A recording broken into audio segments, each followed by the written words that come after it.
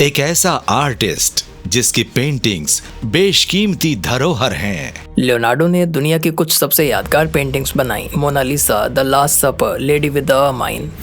एक जीनियस जिसकी खोजें अपने वक्त से कहीं आगे की थी। उन्होंने टैंक्स और हेलीकॉप्टर्स बनाने की रूपरेखा बना ली थी और कई ऐसी चीजों की भी जिन्हें हम आज अपनी जिंदगी में हकीकत बनते देख रहे हैं। लेकिन बहुत से लोग ये भी मानते हैं कि लियोनार्डो दा विंची को परग्रहियों से प्रेरणा मिल रही थी। उनकी हर पेंटिंग में कोई न कोई गहरा राज छिपा है और उनके जरिए हम ब्रह्मांड के रहस्यों को समझ सकते हैं। मेरे ख्याल से दा विंची हमें ये बताना चाहते थे कि ये एक ऐसी उन्नत बुद्धिमान दुनिया है जो हमारी दुनिया को चलाती है। ब्रह्मांड में एक दरवाजा बना है और उसके पार है वो सच जिससे हम अनजान हैं। उसे जानने के लिए हमें हर उस बात पर सवाल उठाने होंगे जो हम जानते हैं। सबूत हमारे आसपास ही है। हमारा भविष्य हमारी नजरों के सामने है। हम अकेले नहीं हैं। हम कभी अकेले रहे ही नहीं। The Vinci's forbidden codes. तो अब पेश है लियोनार्डो डा विंची का द सल्वाटोर मुंडी, लियोनार्डो का बनाया क्राइस्ट द सेवियर का वो मास्टरपीस जो अभी तक इंग्लैंड के 3 सम्राटों के पास रह चुका है। न्यूयॉर्क सिटी, 15 नवंबर 2017। 37 करोड़ डॉलर। फ्रांसुआ के क्लाइंट इसे 37 करोड़ डॉलर में लेने को तैयार हैं। 40 करोड़। रॉकफेलर सेंटर में क्रिस्टीज ऑक्शन में लियोनार्डो दा विंची की हाल ही में प्रमाणित पेंटिंग सल्वाटोर मुंडी 40 करोड़ डॉलर में बिकी। उसे खरीदा सऊदी प्रिंस ने, जो उसे अबू धाबी के लूवर म्यूजियम में रखना चाहते हैं। लेकिन सऊदी राजघराने का एक सदस्य या कोई और आखिर एक पेंटिंग की इतनी कीमत देने को क्यों तैयार हो गया? लियोनार्डो डा विंची ने बहुत से लोगों का ध्यान आकर्षित किया था। मैं तो मानता हूं कि वो अपने वक्त से काफी आगे थे। अगर लियोनार्डो आज जिंदा होते और देखते कि उनकी पेंटिंग्स कितनी महंगी बिक सकती हैं, तो शायद वो हैरान रह जाते। इतना पैसा कम नहीं होता। ऐसे में सवाल उठता है, कहीं कोई और संभावना तो नहीं है?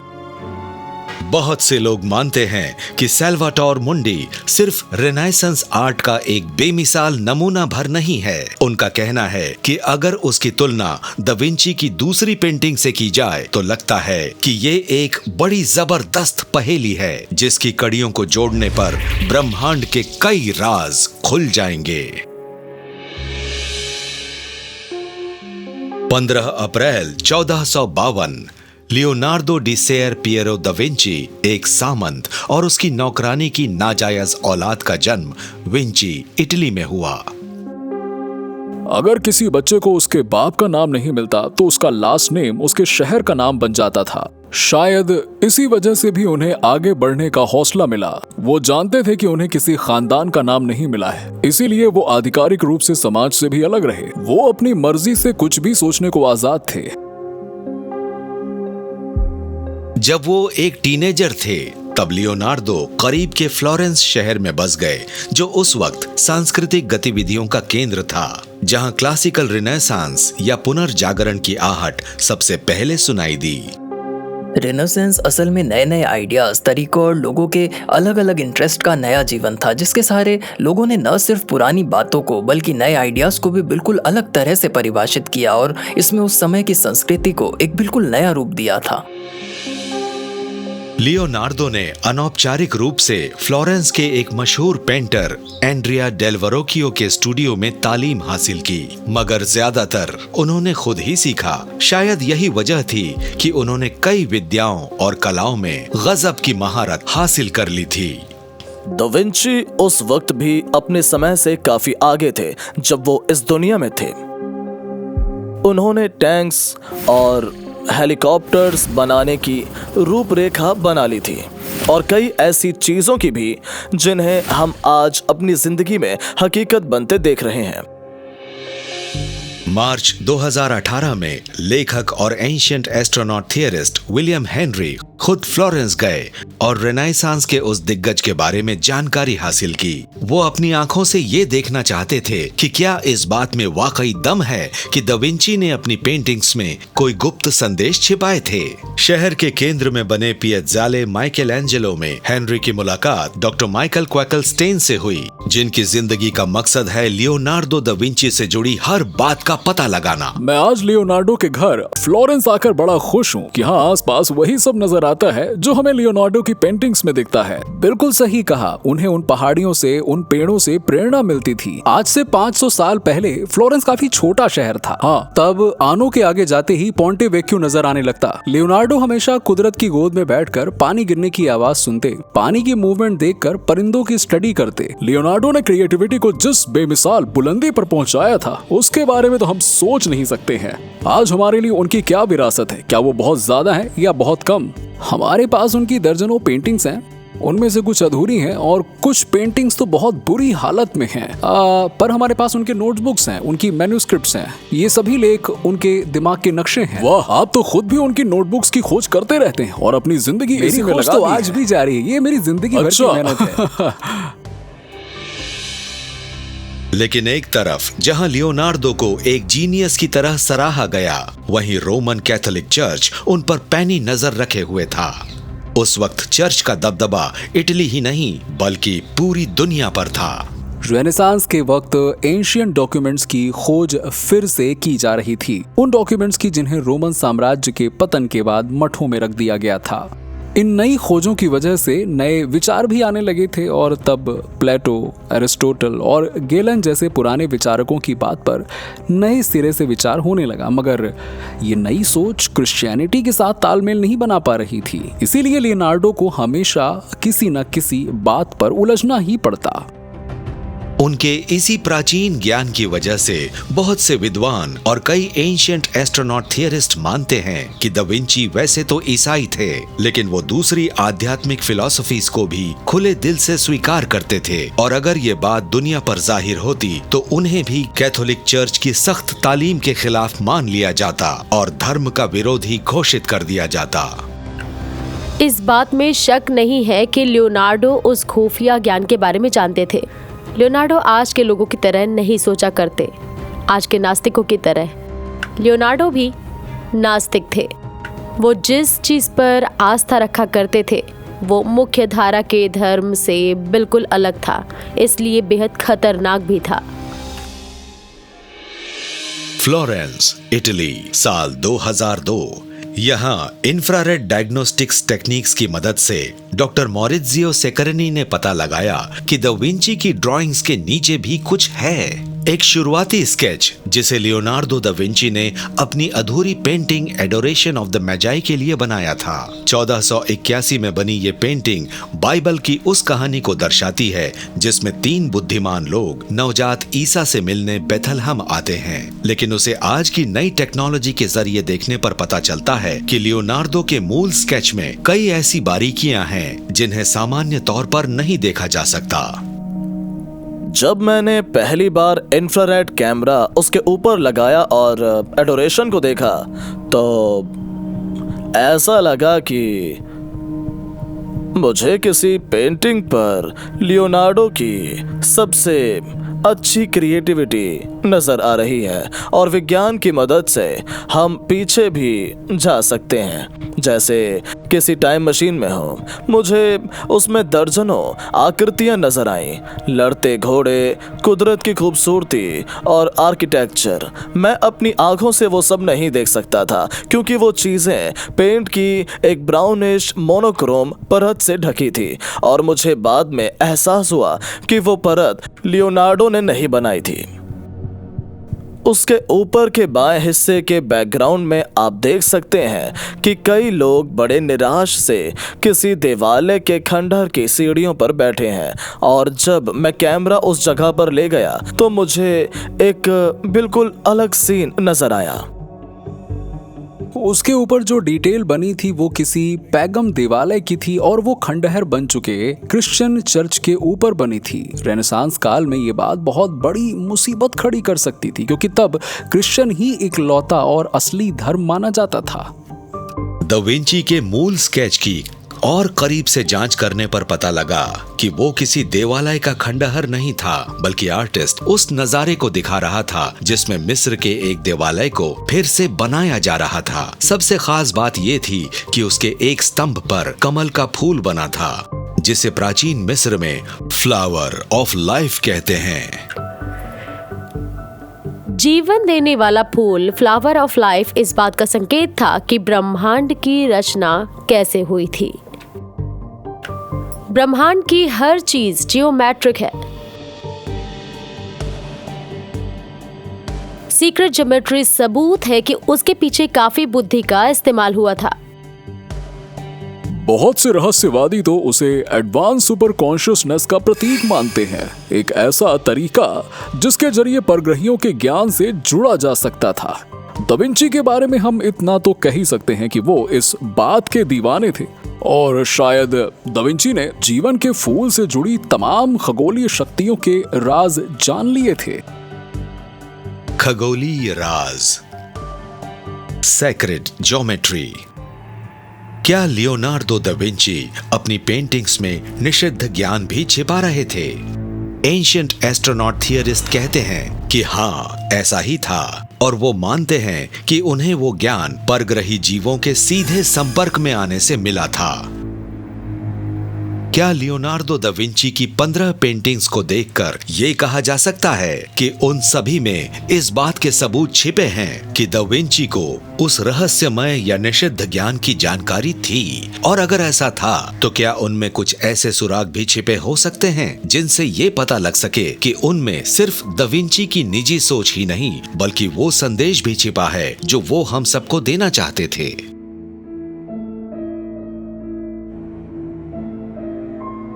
एक जीनियस कहे जाने वाले लियोनार्डो दा विंची का जीवन रेनेसांस काल के किसी भी कलाकार के जीवन से कहीं ज्यादा व्यापक ढंग से रिकॉर्ड किया गया था। दा विंची एक इतनी मशहूर हस्ती थे कि उनकी जिंदगी को काफी तफसील से डॉक्यूमेंट किया गया, लेकिन बड़ी दिलचस्प बात यह है कि उनकी जिंदगी के 2 साल गायब हैं। ऐसा लगता है कि वो 2 साल तक इस दुनिया से ही गायब हो गए थे। 1476 से लेकर 1478 तक लियोनार्डो दा विंची की गतिविधियों का कहीं कोई जिक्र नहीं मिलता। ये वो दौर था जब उनकी उम्र 24 से 26 साल थी, वो समय जब उन्हें शोहरत मिलनी शुरू ही हुई थी। तो वो उन 2 सालों तक आखिर कहां थे? एंशिएंट एस्ट्रोनॉट थियरिस्ट उस अनोखी घटना की तरफ इशारा करते हैं जो इस महान कलाकार के साथ एक गुफा के पास हुई थी। अपनी जिंदगी के बारे में दा विंची की लिखी डायरी में बहुत कम बातें लिखी हैं, और ये उनमें से एक थी। वो उस गुफा के पास पहुंची, वो उसके सामने खड़े थे। तभी अचानक ऐसा लगा कि उनका मन उसके अंदर जाने को हो रहा है, ये पता लगाने के लिए कि गुफा के अंदर क्या है। और अंदर जाकर जो उन्होंने देखा वो किसी चमत्कार से कम नहीं था। हम ये नहीं जानते कि गुफा के अंदर उनके साथ क्या हुआ था, मगर संभव है कि उसके अंदर लियोनार्डो दा विंची को असल में कुछ परग्रही मिले और उन्होंने उन्हें कुछ जानकारी दी, और शायद उसी ज्ञान से लियोनार्डो दा विंची उतने महान जीनियस बन पाए। मैं ये तो नहीं कह सकता कि लियोनार्डो डा विंची किसी और दुनिया में गए थे, मगर मुझे ऐसा लगता है कि उन्होंने या तो सपने में एक नए डायमेंशन को देखा था, या वो वहां गए थे जहां वो हमारे भविष्य को देख सकते थे। हम जिन्हें जीनियस मानते हैं, जैसे कि लियोनार्डो दा विंची, उन सभी ने उन कोड्स को समझ लिया था जो असल में उन्हें बहुत ऊंचे स्तर की सच्चाई से मिले थे, और उन्होंने इनका इस्तेमाल अपनी कला, अपनी खोज वगैरह में भी किया था ताकि वो दुनिया बदल सके जिसमें हम रहते हैं। कई दूसरे आर्टिस्ट की तरह लियोनार्डो दा विंची को रेशियोज और प्रोपोर्शंस को मापना नहीं पड़ता था, वो उन्हें खुद ब खुद पता लग जाते थे। वो किसी ऐसी शक्ति का इस्तेमाल करते थे जो उन्हें वो ज्ञान और जानकारी दिया करते थे, जैसा कि प्राचीन संस्कृतियों में होता था। एंशिएंट एस्ट्रोनॉट थियरिस्ट मानते हैं कि लियोनार्डो के परग्रहियों से जुड़े होने के कुछ और सबूत हमें उनकी एक और बड़ी ही अनोखी painting the virgin of rocks की जांच से मिल सकते हैं। The virgin of the rocks इस बात की मिसाल है कि लियोनार्डो कुछ खास तकनीकों का इस्तेमाल करते, जैसे स्फुमाटो, जिससे हैजी ऑरा बनता। हम उसमें देख सकते थे कि आकृतियां एक साए में स्पॉटलाइट में आती, जबकि ये काम उस जमाने में दूसरे आर्टिस्ट नहीं करते। मार्च 2018 में लेखक और रिसर्चर विलियम हेनरी लंदन के बाहरी इलाके में गए और वहां द विंची एक्सपर्ट लिन पिकनेट से मिले, जिनसे उन्होंने द विंची की अनोखी कला के बारे में जाना। मैं अभी अभी नेशनल गैलरी से आया हूँ और मैंने वहाँ वर्जिन ऑफ द रॉक्स को देखा है। जब हम उसे देखते हैं तो उसकी तरफ आकर्षित हो जाते हैं।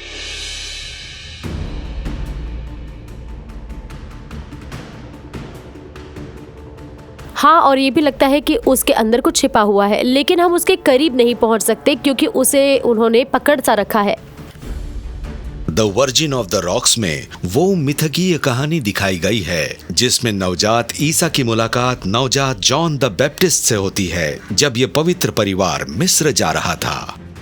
इस पेंटिंग में हम देख सकते हैं कि नन्ही जॉन द बैप्टिस्ट जीसस के सामने घुटनों के बल बैठे हैं और वर्जिन मैरी ने जॉन द बैप्टिस्ट को अपनी बाहों में समेट रखा है। वहाँ एक आर्क एंजल भी है, यूराइल। ये देखकर हमें लगता है कि सब ठीक ही है, लेकिन बच्चे अपनी गलत रक्षकों के हाथों में हैं। हम तो यही मानते हैं कि नन्ही जीसस को अपनी माँ के साथ होना चाहिए था, और ये भी माना जाता है कि यूराइल असल में जॉन द बैप्टिस्ट के रक्षक थे। यूराल की कहानी भी काफी लंबी है। उन्होंने ही नोवा को बाढ़ के बारे में बताया था। उन्हें ज्ञान का आर्कएंजल माना जाता है। हाँ, ज्ञान का। और यहाँ ये बात ध्यान देने वाली है, एक खगोलीय जीव जो बिल्कुल स्वर्ग से आया था। हिब्रू बाइबल में एक लुप्त अध्याय है बुक ऑफ इनोक, जिसके मुताबिक आर्क एंजल यूरियल ने ही नोवा के पितामह इनोक को आसमान से भेजा था, जहां उन्हें ब्रह्मांड के रहस्यों की जानकारी दी गई थी। तो क्या द विंची को बाइबल के इस खोए हुए या कईयों के मुताबिक निषिद्ध अध्याय के बारे में पता था? और क्या इसी वजह से उन्होंने जानबूझकर यूरियल को इसमें शामिल किया ताकि वो अपने अद्भुत ज्ञान के परग्रही स्रोत का गुप्त संदेश दे सकें? और जैसा आप कह रहे हैं, उस पेंटिंग में पोर्टल जैसा भी कुछ है। हमने एक बड़े शब्द पर ध्यान नहीं दिया था, वो शब्द है पोर्टल। और इससे तो यही लगता है कि ये पेंटिंग एक तरह का पोर्टल थी जिसमें वो हमें ले जाना चाहते थे, क्योंकि वहाँ कुछ बड़ा ही खास हो रहा था। शायद इससे ये पता लगता है कि वो किसी और दुनिया का हमारे सपनों का सीन था। वो इस दुनिया और दूसरी दुनिया के बीच का पर्दा है। अपनी painting the virgin of the rocks में क्या लियोनार्डो द विंची ने जानबूझकर ऐसे सुराग डाले हैं जो उनके हिसाब से भविष्य की पीढ़ियों के लिए थे? ऐसे सुराग जिससे उनकी इस सोच का पता लगता था कि इंसान का ज्यादातर ज्ञान मूल रूप से परग्रही है। लियोनार्डो अपनी पेंटिंग्स में बैकग्राउंड्स का भी उतना ही ध्यान रखते जितना फोरग्राउंड्स उनकी आकृतियों का। और वर्जिन ऑफ द रॉक्स में ध्यान देने वाली बात एक ये है कि उसमें एक बड़ा ही अजीब सा डरावना और ड्रामेटिक कैवन है जो उन आकृतियों के बैकड्रॉप में है। और हाँ, उससे पहले इस तरह की आकृतियों को कभी ऐसे किसी जगह पर नहीं दिखाया गया था। तो क्या लियोनार्डो ने जानबूझकर इस दृश्य को एक गुफा के मुहाने पर बनाया ताकि वो उस पेंटिंग को गुफा में हुए अपने पुराने अनुभव के साथ जोड़ सकें? और जीसस को आर्क एंजल यूरियल के साथ दिखाकर वो ये तो नहीं बताना चाहते थे कि आर्क एंजल भी परग्रही जीव है? दा विंची ने जिस तरह से आर्कएंजल यूरियल को अपनी पेंटिंग्स में शामिल किया, उससे तो यही लगता है कि लियोनार्डो का शायद आर्कएंजल यूरियल से सामना हुआ था और उन्होंने ही उनसे कहा था कि मानव सभ्यता का भविष्य क्या होगा। क्या लियोनार्डो दा विंची की 15 पेंटिंग्स को देखकर ये कहा जा सकता है कि उन सभी में इस बात के सबूत छिपे हैं कि दा विंची को उस रहस्यमय या निषिद्ध ज्ञान की जानकारी थी? और अगर ऐसा था तो क्या उनमें कुछ ऐसे सुराग भी छिपे हो सकते हैं जिनसे ये पता लग सके कि उनमें सिर्फ दा विंची की निजी सोच ही नहीं बल्कि वो संदेश भी छिपा है जो वो हम सबको देना चाहते थे? तो क्या लियोनार्डो दा विंची के पास वाकई परग्रही ज्ञान था? क्या वो इंसान की उत्पत्ति के बारे में जानते थे और उसे ही उन्होंने अपनी पेंटिंग्स में गुप्त संदेशों के रूप में डाला था? मिलान, इटली।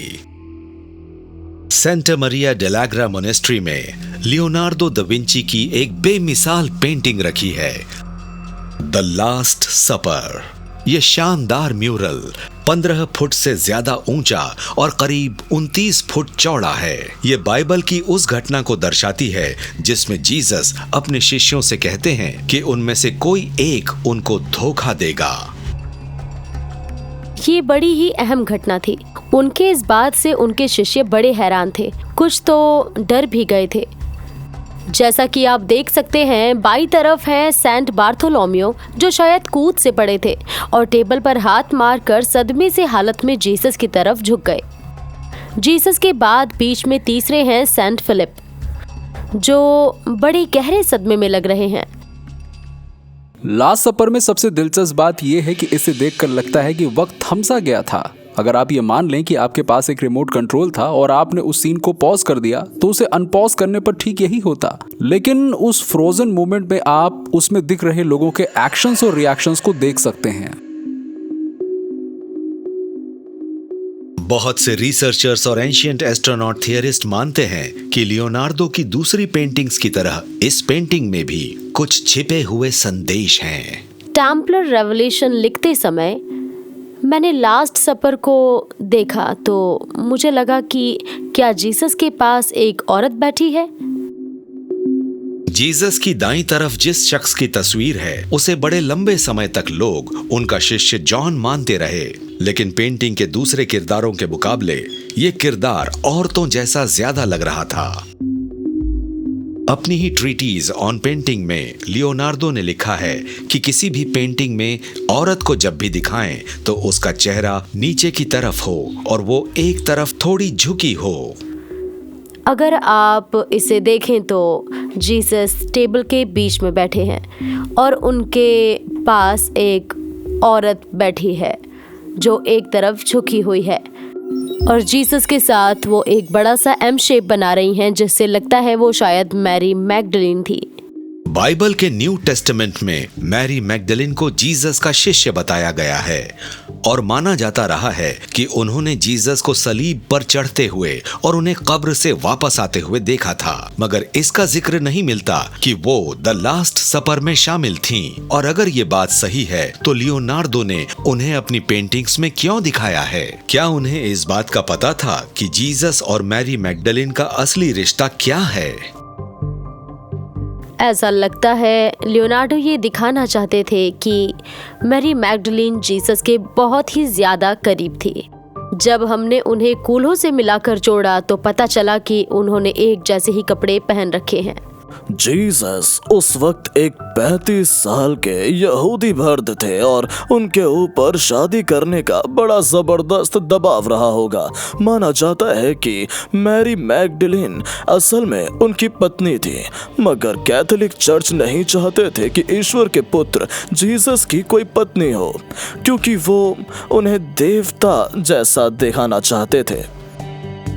इसलिए उन्होंने मैरी मैगडलीन को एक वैश्या बताया, कोई खास महिला नहीं। क्या लियोनार्डो वाकई मैरी मैगडलीन को जीसस के साथ बैठा दिखाना चाहते थे?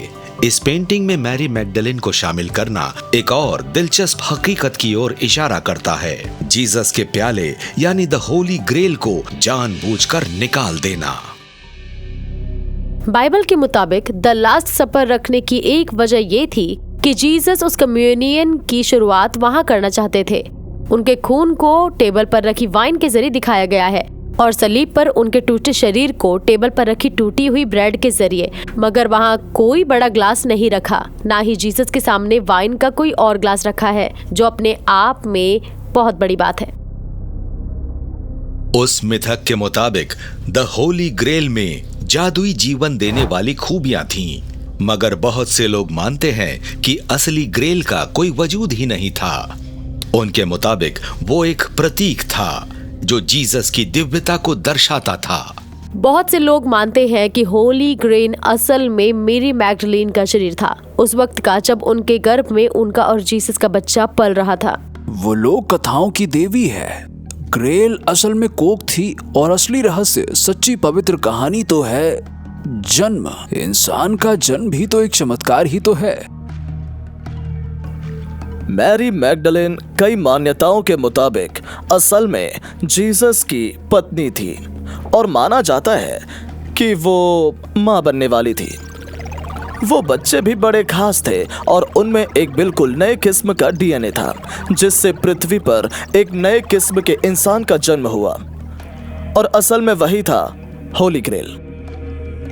तो क्या लियोनार्डो दा विंची के पास वाकई परग्रही ज्ञान था? क्या वो इंसान की उत्पत्ति के बारे में जानते थे और उसे ही उन्होंने अपनी पेंटिंग्स में गुप्त संदेशों के रूप में डाला था?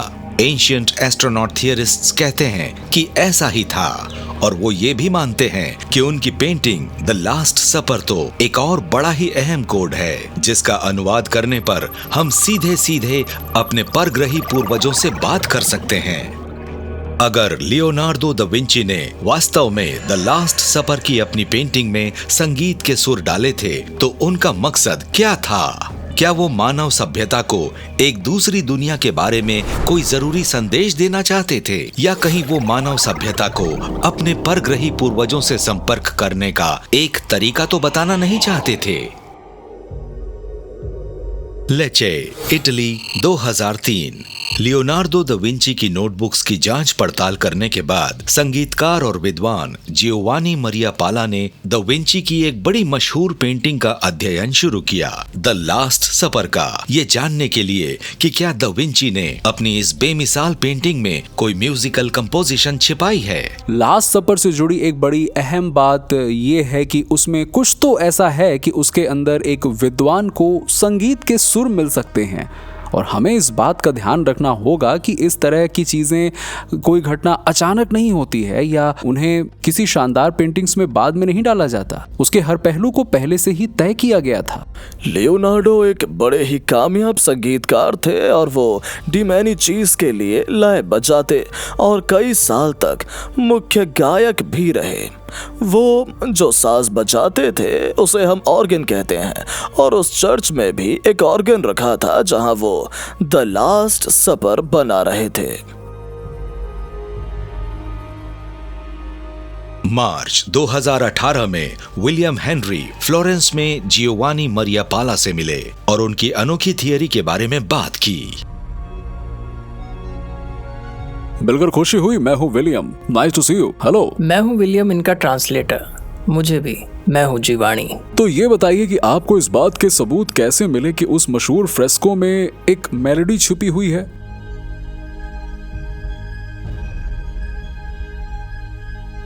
सबसे पहले जिस चीज ने मेरा ध्यान आकर्षित किया वो था इस होली मेस का टेबल क्लॉथ।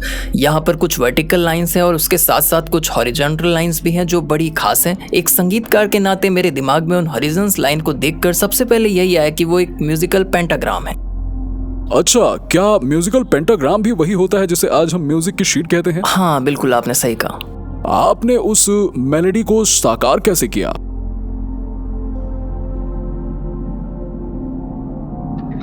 ये कह रहे हैं कि वो इन्हें इस ब्रेड के टुकड़े में नजर आया और उस टेबल पर कई ब्रेड रखी हुई हैं। इनका कहना है कि वो ब्रेड ही संगीत के सुर थे।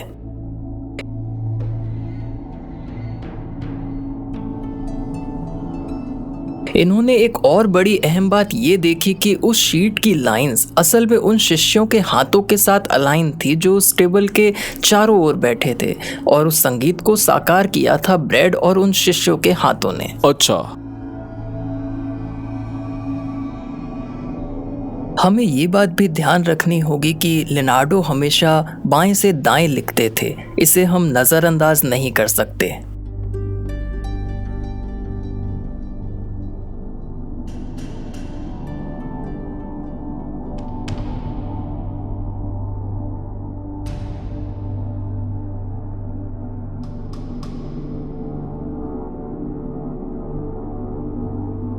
हर सुर में एक अलग तरह का वाइब्रेशन है। मुझे इसकी वजह यही लगती है कि लियोनार्डो ने हर एक सुर को बड़ी बारीकी से गढ़ा था और उससे न सिर्फ उनकी painting the last super he highlight हो रही है, बल्कि उन्हें कुछ और भी मिल रहा था, कुछ बड़ा ही रहस्यमय और गहरा। अगर मैं सच कहूँ तो वो वाइब्रेशन इंसान के दिल में उतर जाता। काफी लोग कहते हैं कि ध्यान, मंत्रों के उच्चारण और वाइब्रेशन के जरिए आप ज्ञान की उस दुनिया में पहुंच सकते हैं, और ज्ञान की वो दुनिया अंतहीन है। आवाज में न सिर्फ इतनी शक्ति होती है कि वो हर तरह की घटनाओं को अंजाम दे सके, बल्कि ये शक्ति भी होती है कि उस खास घटना के बारे में कोई क्या सोचेगा। हिंदू और बौद्ध धर्मों के अलावा जैन धर्म और सिख धर्म में भी कई ऐसे मंत्र हैं जो कि कुछ खास देवताओं से जुड़े हुए हैं, और उन मंत्रों का इस्तेमाल ना सिर्फ उन देवताओं से जुड़ने के लिए किया जाता है, बल्कि उन्हें अपनी मदद के लिए बुलाने में भी होता है। माना जाता है कि हार्मोनिक साउंड्स या संगीत के जरिए परग्रहियों से बात करने की इसी सोच के आधार पर नासा ने 1977 में अपना वॉयेजर प्रोग्राम शुरू किया था। पहले ये सोचा गया कि 2 रोबोट्स पृथ्वी जैसे दूसरे ग्रहों से जानकारी जमा करके वापस पृथ्वी पर भेजेंगे। फिर वॉयेजर 1 और 2 में बड़े गोल्डन डिस्क लगाए गए जिसमें तरह तरह की तस्वीर और आवाज रिकॉर्ड की गई थी। इन तमाम चीजों के बारे में सोचा था एस्ट्रोनॉमर कार्ल सैगन ने, जो स्पेस आर्टिस्ट और साइंस जर्नलिस्ट जॉन लॉम्बर्ग के साथ काम करते थे। मुझे लगा कि आर्ट, विजुअल आर्ट्स और म्यूजिक शायद दूसरे ग्रहों के जीवों से बातचीत करने का एक अच्छा जरिया हो सकता है, वो भी मैथ और फिजिक्स की तरह काफी दिलचस्प बन सकता है। अगर वो मुझसे पूछते कि परग्रहियों से किस तरह संपर्क किया जा सकता है, तो मैं कहता मैं म्यूजिक भेजता। चीजों को मैथमेटिकल रिलेशनशिप्स और खूबसूरत बनाती हैं। फिर बात चाहे संगीत के अंतराल की हो, जैसे कि हारमोनी, या आप आर्किटेक्चर या पेंटिंग की प्रोपोर्शन की बात कर रहे हो, ये ऐसी चीज है जिन्हें आप अपने मन से नहीं बना सकते। ये सब ब्रह्मांड के फ्रैक्टल नेचर की देन है। क्या आपने वो movie close encounter of the third kind देखी है? उसमें अंतरिक्ष यान डेविल्स टावर पर उतरता है और ब्रह्मांड की भाषा में एक धुन बजाने लगता है, और फिर वो धुन लगातार बजती ही जाती है।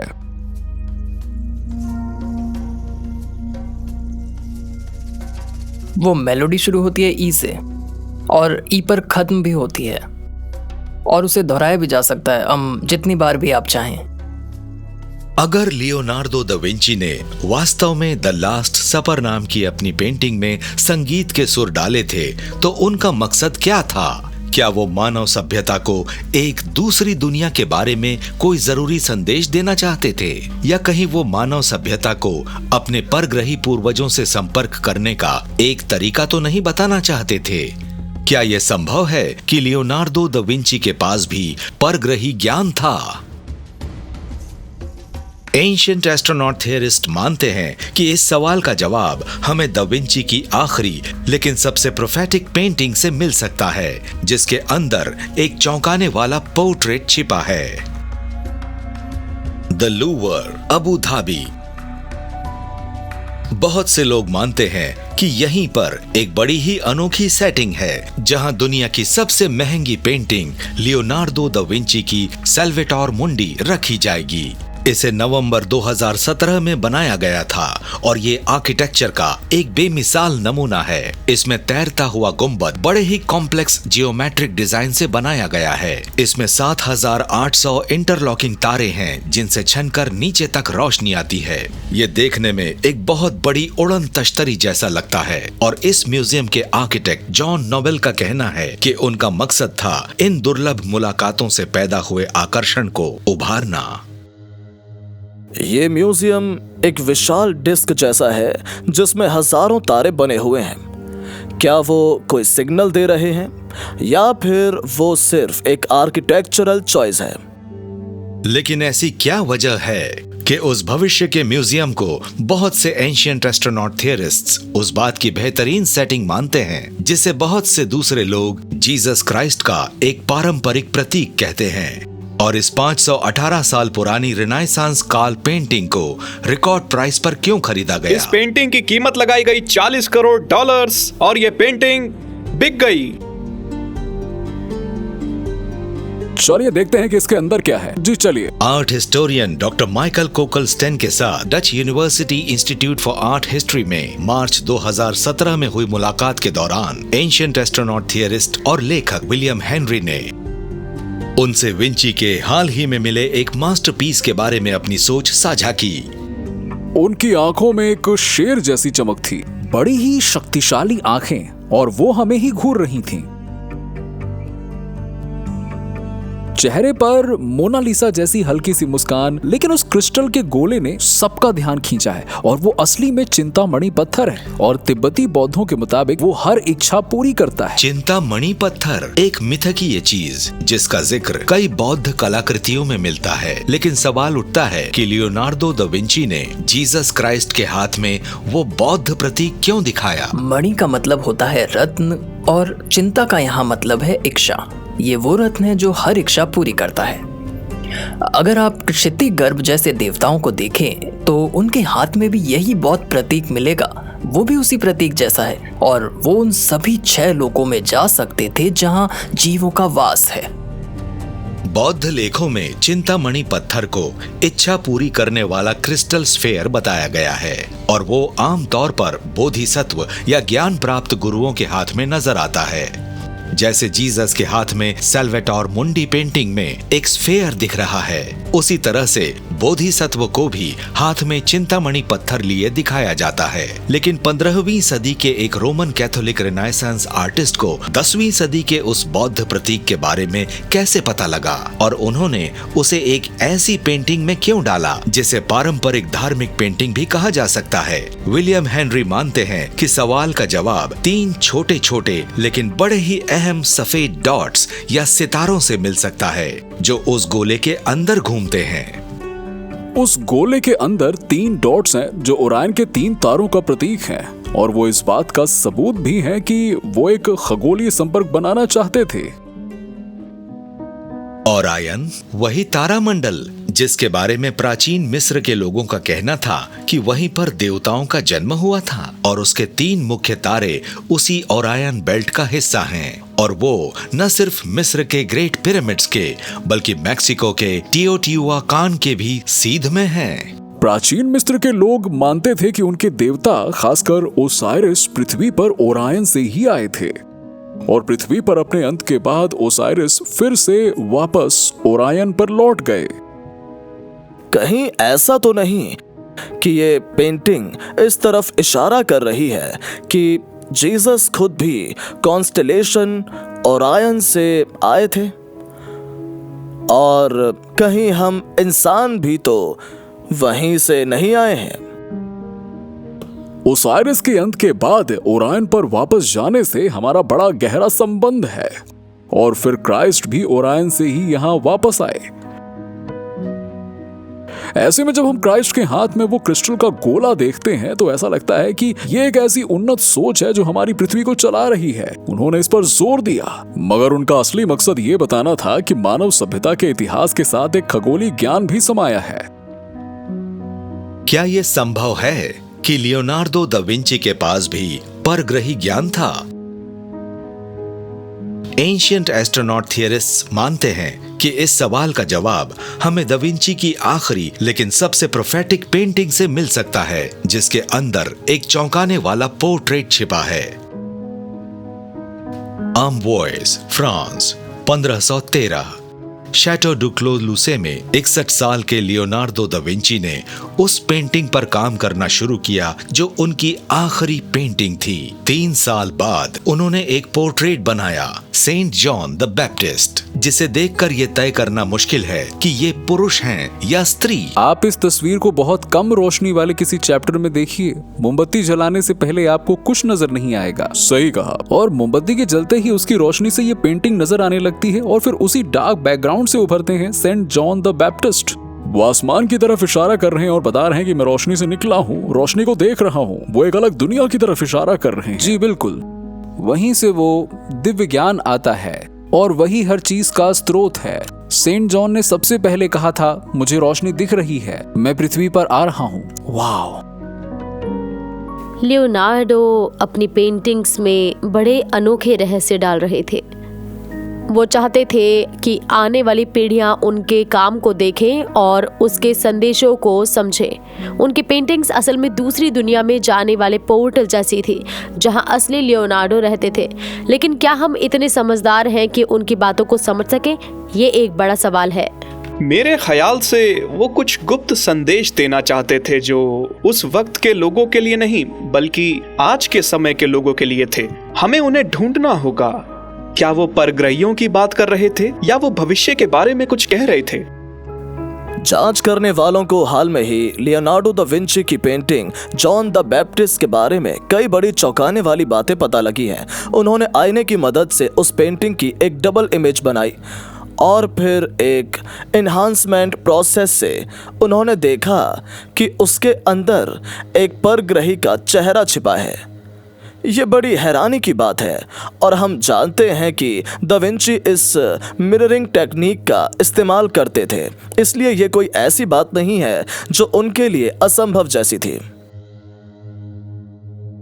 डा विंची उन कलाकारों की लिस्ट में से एक थे जिन्होंने बताया कि आर्ट भी एक माध्यम है, और ये बात प्राचीन मिस्र के लोगों से लेकर शुरुआती क्रिश्चियंस और टिबेटियंस तक ने मानी है। और उन सबका कहना है कि आर्ट के जरिए एक आम इंसान भी एक बड़ी ही उन्नत सभ्यता के जीवों से जुड़ सकता है और परग्रहियों से भी संपर्क कर सकता है। और शायद लियोनार्डो ने भी अपनी पेंटिंग्स में छुपे उन कोड्स और सिंबल्स के जरिए यही संदेश देने की कोशिश की है। क्या लियोनार्डो दा विंची ने वाकई किसी परग्रही से मुलाकात की थी और उसने ही उन्हें वो ज्ञान दिया जिसे कभी हासिल करने की मनाही थी? एंशिएंट एस्ट्रोनॉट थियरिस्ट्स मानते हैं कि ऐसा ही था। उनके मुताबिक दा विंची ने अपनी पेंटिंग्स को इस तरह से एनकोड किया कि भविष्य की पीढ़ियां इंसान की उत्पत्ति का सच जान सके, और उसे अच्छी तरह से समझने के बाद शायद हम अपनी असली नियति तक भी पहुंच जाएं।